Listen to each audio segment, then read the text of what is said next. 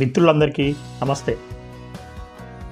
స్విట్జర్లాండ్లో జరిగినటువంటి ప్రపంచ ఆర్థిక సదస్సు వరల్డ్ ఎకనామిక్ ఫోరంలో ఆంధ్రప్రదేశ్ నుంచి పాల్గొన్నటువంటి చంద్రబాబు నాయుడు గారు, లోకేష్ గారు వాళ్ళ బృందం యొక్క పరిస్థితి ఏ విధంగా ఉందంటే, మిర్చి సినిమాలో బ్రహ్మానందం గారు చెప్పినటువంటి డైలాగ్ ఏదైతే ఉందో, పోవడానికి ఎంత ఖర్చు అయింది, రావడానికి ఎంత ఖర్చు అయింది, అంతా బొక్కే కదా అన్నట్టుగా తయారైంది. ఊరి నుంచి వస్తున్నారు? జమ్మలమడుగు. ఎన్ని సుమల్లో వచ్చారు? 2. ఓహో. రాను పోను ఎంత ఖర్చు అవుద్ది? రాను పోను 10,000 అవుద్ది. భోజనాల ఖర్చు ఒక 5 అవుద్ది కదా? అవుద్ది. మొత్తం కలిపి 15,000. వచ్చేటప్పుడు 10,000, వెళ్ళేటప్పుడు 5,000 బొక్క.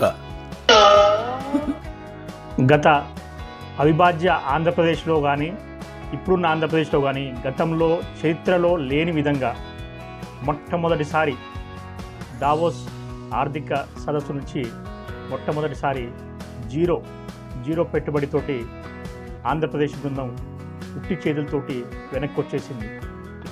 అంతకుముందు సదస్సుకు ముందు అనుకూల పత్రికలు, అనుకూల టీవీ ఛానల్స్ ఏవైతే ఉంటాయో బాగా బాకాలు ఊదినాయి, బాగా విపరీతమైనటువంటి ప్రచారంతో ఊదరగొట్టేశారు. అంతేకాదు ఆంధ్రప్రదేశ్ ప్రభుత్వం కూడా డబ్బులు ఖర్చు పెట్టి మరీ మీడియాకు డబ్బులు ఇచ్చి మరీ ప్రచారం చేయించుకుంది. దానికి సంబంధించిన జీవో చూడండి. ఇంత ఖర్చు పెట్టి చేస్తే చివరికి మిగిలింది ఏంది? గుండు సున్నా. దావోస్కు వెళ్ళినటువంటి ముఖ్యమంత్రి బృందం ఏం చేయాలి? మా దగ్గర పరిస్థితులు ఈ విధంగా ఉన్నాయి, అనుకూల పరిస్థితులు ఉన్నాయి, మీరు పెట్టుబడులు పెట్టండి, పెట్టుబడులు పెట్టడం వల్ల మీరు లాభాలు చూస్తారని చెప్పాల్సింది పోయి అక్కడ కూడా జగన్ మీద రాజకీయాలు చేయడం మొదలుపెట్టారు.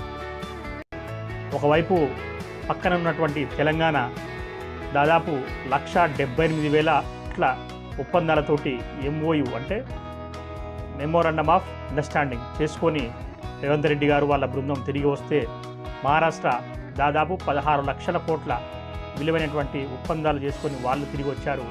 మన చంద్రబాబు నాయుడు గారు, లోకేష్ గారు వాళ్ళ బృందం మాత్రం గుండు సున్నా పెట్టుబడితోటి తిరిగి వచ్చి దారి ఖర్చులు దండగానే విధంగా వ్యవహరించింది.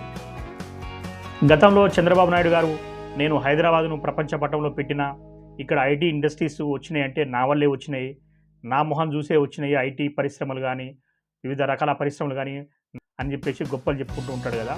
అది కానే కాదు. హైదరాబాదులో ఉన్నటువంటి అనుకూల వాతావరణ పరిస్థితులు, అన్ని రకాల పరిస్థితులు అనుకూలంగా ఉండటం వల్లనే ఇక్కడికి పరిశ్రమలు వచ్చినాయి తప్ప, దేశవ్యాప్తంగా వచ్చేటువంటి పరిశ్రమల్లో కొన్ని హైదరాబాద్కు వచ్చి ఇక్కడ పరిశ్రమలు పెట్టడం జరిగింది తప్ప చంద్రబాబు నాయుడు ఘనత అంటూ ఏమీ లేదు. దాని గురించి కేసీఆర్ గారు ఏమన్నారో ఒకసారి చూద్దాం. ఇన్ని పచ్చబద్దాలు ఉంటాయండి, ఎంత మోసం అండి ప్రజలను, పాపం ఆంధ్రప్రదేశ్ ప్రజలు. ఇక ఆయన బాకాలు టీవీలలో దాన్ని చూపించి ఆయనే కట్టినట్టు, హైదరాబాద్ నేనే కట్టినా అని ఆయన చెప్పడం, నిజమేనా నమ్మేటట్టు ఈ బాకాలు ఊదడం, ఇది కదా నడిచిన చరిత్ర, ఇది ఫ్యాక్ట్ కదా.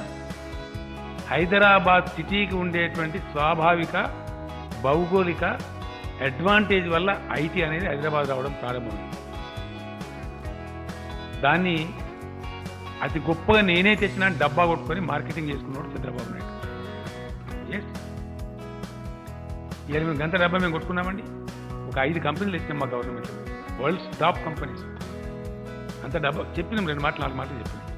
నేను కావచ్చు, ఐటీ మినిస్టర్ రామారావు కావచ్చు, సందర్భాన్ని బట్టి చెప్పినాం, అవసరాన్ని బట్టి చెప్పినాం అంతే. ఎందుకు చెప్తాం?